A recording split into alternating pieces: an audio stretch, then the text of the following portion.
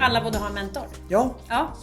Ja, såklart alla borde ha det. Och jag tänker också att man är på olika ställen i livet och man kan ju behöva en mentor till olika saker. Mentor eller coach eller vad man vill liksom kalla det. Så att man behöver ju alltid ha någon att hålla lite vid handen och bolla med.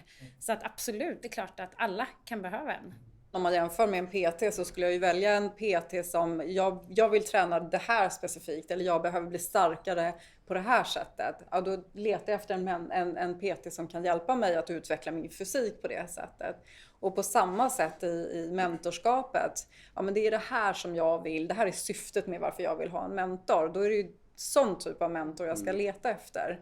Jämför man med en PT så är det mycket om det fysiska, här handlar det mycket om det mentala. Utvecklingen. Att man själv liksom försöker hitta sig själv, utvecklas personligt. Inte bara kroppsmässigt som man gör med en personlig tränare. Så absolut finns det likheter i hur man vill utveckla sig själv hela tiden, fast på olika sätt.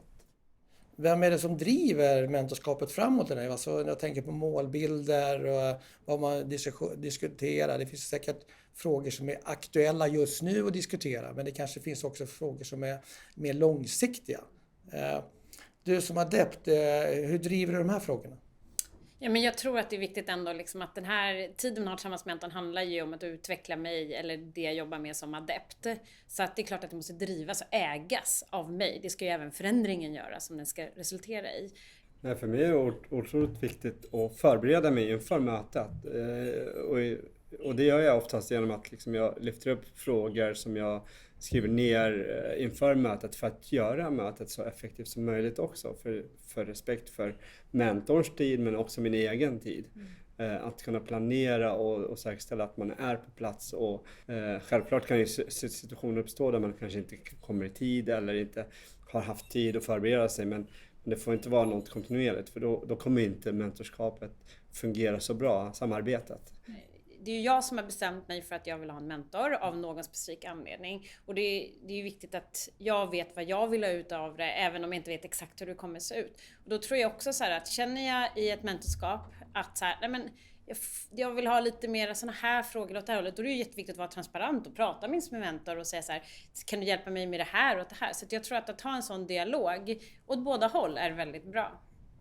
Anders, nu är du mentor till Magdalena och hon berättar för dig hur hon vill ha sitt mentorskap. Tycker du att det är bra eller dåligt att hon gör det? Jag tycker det är jättebra, för det är ju så att själva mötet, det har vi ju ett gemensamt ansvar i. Att mötet blir så bra som möjligt, det bygger ju på ett gemensamt ansvar. Det är ingen som har ett större ansvar än den andra. Och jag för egen del jobbar ju med en om jag får kalla det struktur på så sätt att jag ber min adept att komma in med ett ämne innan mötet. Och första delen utav mötet, om vi har haft tidigare möten, så summerar vi vad vi pratade om förra gången och ser liksom hur det har landat och vad man har gjort och inte gjort så att säga. Och sen går vi in på dagens ämne för att sen avsluta mötet där vi tar en feedbackrunda på varandra, hur vi tycker att dagens samtal har varit. I början är man säkert lite nervös och det tror jag är helt naturligt. Så jag tänker att det är viktigt att mentorn då också öppnar upp för att man kan vara och prata om de här grejerna.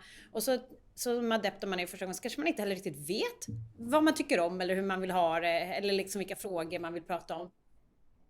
Många mentorskap är ju uppbyggda på det sättet att man träffar sin mentor kanske en gång var tredje, fjärde vecka. Men det finns ju behov, misstänker jag ibland, att bolla aktuella frågor mellan de här mentormötena.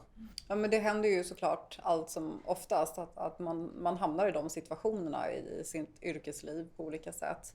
Och jag brukar göra upp med mina adepter om att vi kanske använder några möten till att istället då konvertera om till de här snabba telefonsamtalen eller mejlväxling. Så att man emellan mötena kan få utlopp för den typen av mer rådgivande aktiviteter. Mentorskapet ska ju vara en löpande process, men ibland behöver man en mer konkret rådgivning. För mig personligen så liksom är det jätteviktigt. För oftast händer det saker så här och då kan inte jag vänta 4 veckor tills jag kan hålla på och bolla det. Utan jag behöver liksom någon att snabbt bara liksom bolla med, som sagt få råd också liksom, för ibland behöver man ju verkligen det. Så att för mig har det varit väldigt viktigt att kunna få den hjälpen.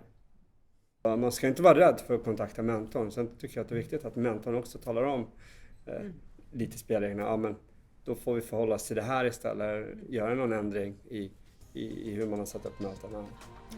Ifall det skulle krävas mer.